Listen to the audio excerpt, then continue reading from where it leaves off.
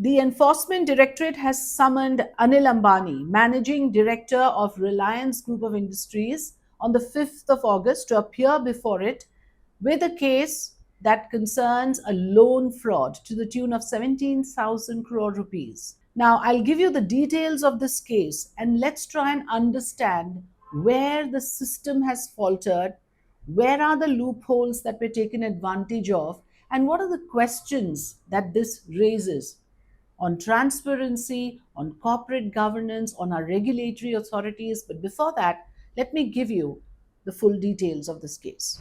The troubles for Reliance Group chairman Anil Ambani have deepened, with the Enforcement Directorate tightening its investigation into an alleged 17,000 crore rupees loan fraud. After conducting raids at multiple locations linked to Ambani in Delhi and Mumbai, the central agency has now summoned him for questioning. Ambani has been directed to appear at the ED headquarters in Delhi on the 5th of August in connection with a probe under the Prevention of Money Laundering or PMLA Act. Last week, the ED had raided 35 locations associated with the Reliance Group in Mumbai, examining financial transactions of nearly 50 companies and 25 individuals. According to a TV9 report, the investigation is reportedly connected to findings shared by the Securities and Exchange Board of India, SEBI, which discovered alleged irregularities involving 10,000 crore rupees in financial dealings by Reliance Infrastructure. According to SEBI's report, R Infra routed large intercorporate deposits through a little-known entity called CLE Private Limited, identified as a related party. CLE, headquartered in Mumbai's Santa Cruz, is now under the scanner. The report highlights that R Infra transferred substantial sums to CLE despite it being controlled by individuals using Reliance ADA Group email domains and having directors and employees directly linked to Reliance. SEBI's findings reveal that as of March 31, 2022, R Infra had invested 8,302 crore rupees in CLE through intercorporate deposits, equity, and corporate guarantees.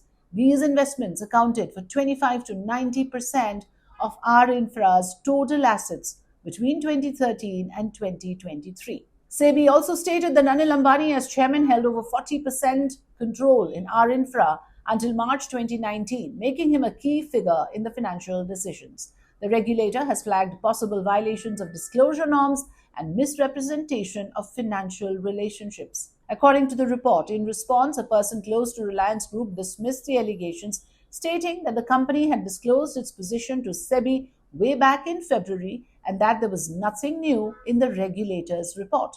They claimed that R Infra's actual exposure was 6,500 crore rupees and not 10,000 crore rupees, and recovery efforts were already underway through arbitration monitored by a retired Supreme Court judge. SEBI has referred the matter to the ED, the National Financial Reporting Authority or NFRA, and the Insolvency and Bankruptcy Board of India or IBI for further independent investigation. So what stands out in all of this is there has been a collapse of corporate governance. There is lack of transparency. A number of loopholes in our regulatory system is now clearly visible.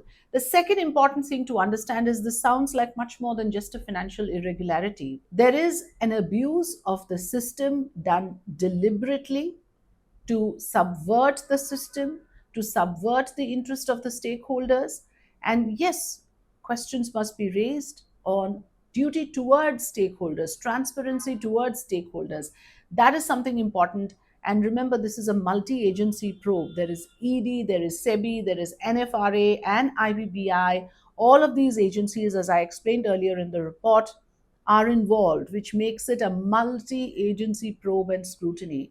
And the third important thing here, of course, is the involvement of Mr. Anil Ambani himself, which looks inescapable by virtue of the fact that he was in a decision-making role and he was in the leadership position until 2022. And that makes him directly answerable for all the anomalies that I just highlighted.